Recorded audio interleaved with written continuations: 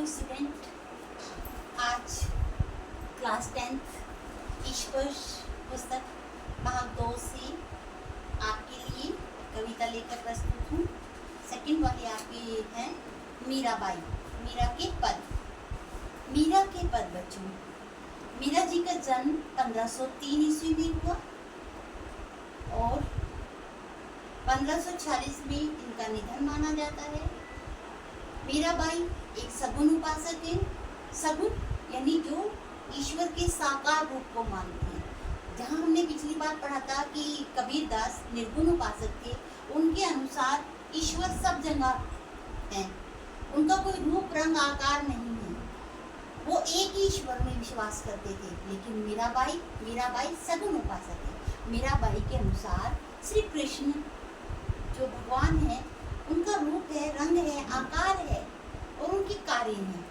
तो इस तरीके से मीराबाई जी ने श्री कृष्ण की भक्ति में अपना जीवन बिताया है।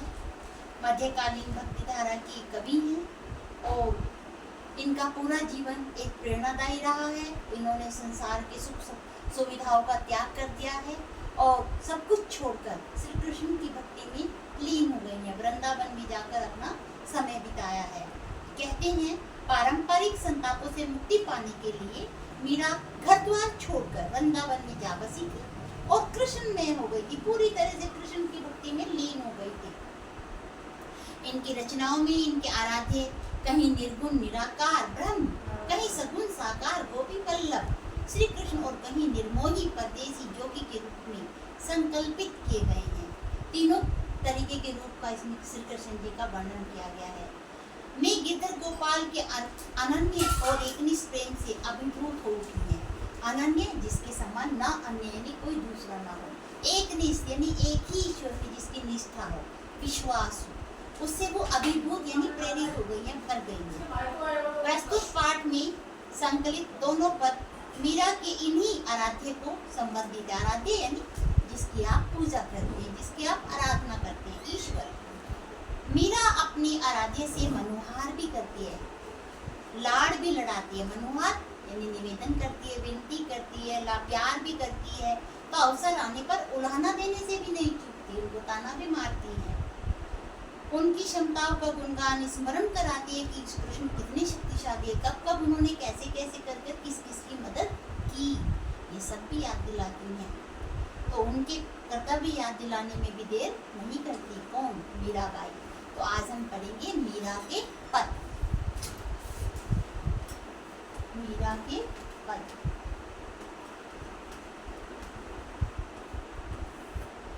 गेयात्मक शैली में है क्योंकि मीरा के पद आपको भजन के रूप में भी सुनाई देते होंगे, सुने होंगे, आपने गाते भी होंगे कोई। तो हरि आप हरो जन से भीड़, हे हरि हे कृष्ण आप जन यानी लोगों की भीड़ यानी पीड़ा को दूर करो। हरो यानी दूर करो। द्रौपदी लाज राखो आप बढ़ायो चीर।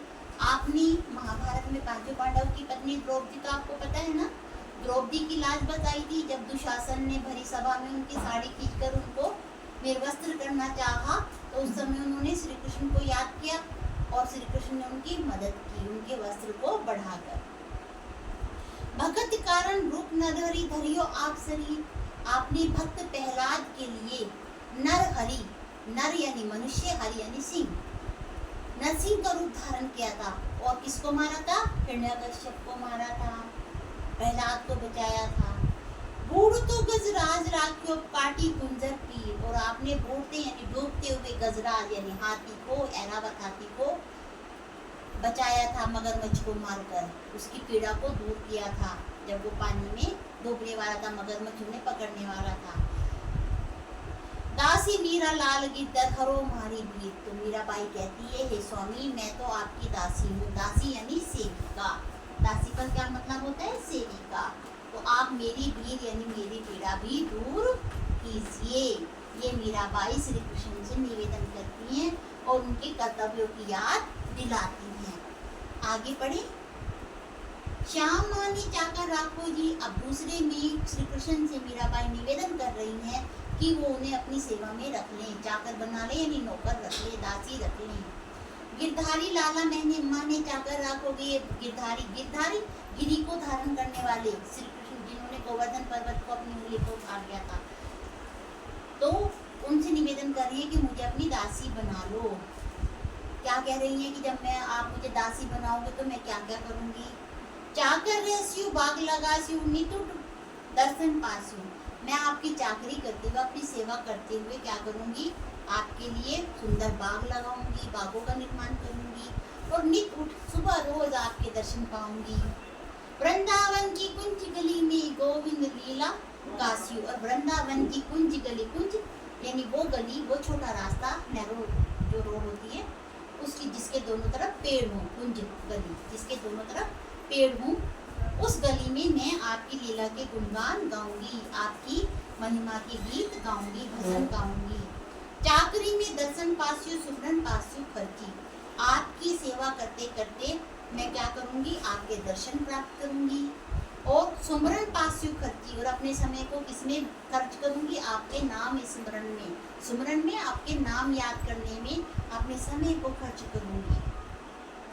भाव भक्ति जागीर पास्यु तीनों बातें सरसी, और इस तरीके से मुझे भाव रूपी भक्ति मिल जाएगी और तीनों बातें मेरे लिए सरस हो जाएंगी। सरस यानी आनंद देने वाली।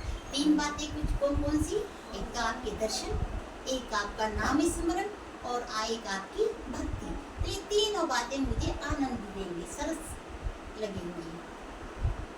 मोर मुकुट पीतांबर सोहे गुल बेजंती माला, अर्थात मीरा के अनुसार कृष्ण का रूप रंग कैसा है, मोर मुकुट, मोर का मुकुट है, मोर का पंख मुकुट में लगा हुआ है, गले में बैजंती फूलों की माला है, और क्या है, मोर मुकुट पीतांबर, पीतांबर यानी पीले वस्त्र शरीर पर पहने हुए हैं, गल बेजंती माला, और गले में बैजंती फूलों की माला पहनी हुई है।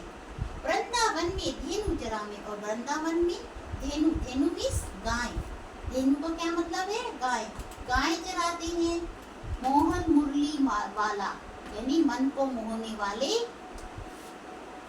मुरली को धारण करने वाले श्री कृष्ण वृंदावन में गाय चराते हैं। तो श्री कृष्ण के रूप रंग का कैसे वर्णन किया है मीराबाई ने, कि मोर का मुकुट लगा हुआ है, पीले वस्त्र पहने हुए हैं, गले में बैजंती फूलों की माला है, और वृंदावन में गाय चराते हैं और मुरली बजाते हैं। ऊंचा ऊंचा महल बनाओ, बीच बीच राखू बारी, आपके लिए मैं ऊंची ऊंची महलों का निर्माण करूंगी, और बीच बीच में बारी, बारी होती है खिड़की, बारी क्या होती है, खिड़की, झरोखा, है ना। तो बीच बीच में खिड़कियां बनाऊंगी, झरोखा बनाऊंगी, क्यों बनाऊंगी, ताकि श्री कृष्ण के दर्शन कर सकूं। बीच बीच राखू बारी, सांवरिया दर्शन पास्यु पहर कुसुम की साड़ी, और मैं सांवरिया श्री कृष्ण के दर्शन करूंगी केसरी रंग की, लाल रंग की साड़ी पहनकर। केसरी रंग त्याग का, वैराग का प्रतीक है। आधी रात प्रभु दर्शन दीजो, यमुना जी रे तीरे, मीरा रा प्रभु गिरधन नागर, हिवड़ो घड़ो अंधेरे।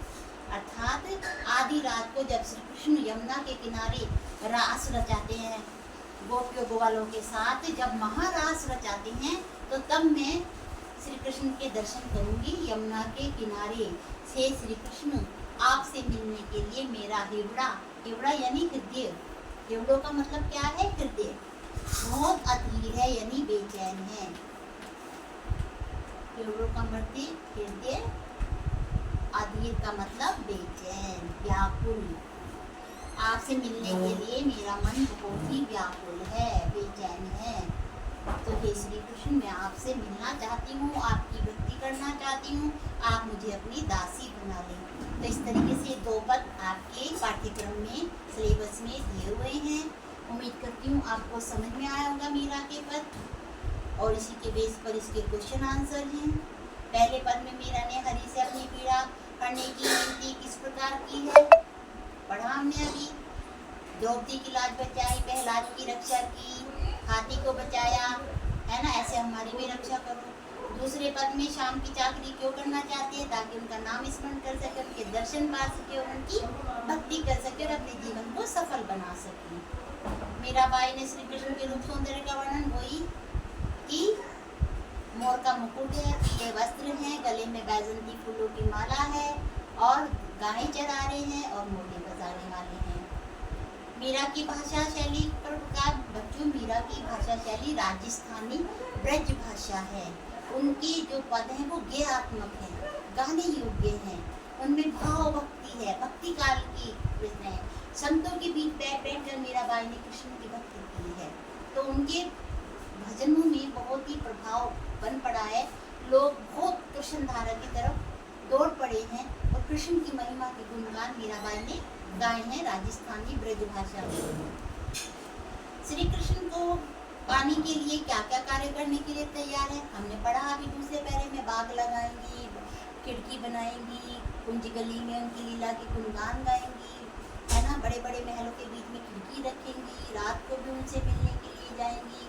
वो सब मीराबाई का इसमें वर्णन आया है बच्चों। उम्मीद करती हूँ आपको समझ में आया होगा और आप इसे पढ़ेंगे तो अवश्य आपको समझ में आएगा बच्चों।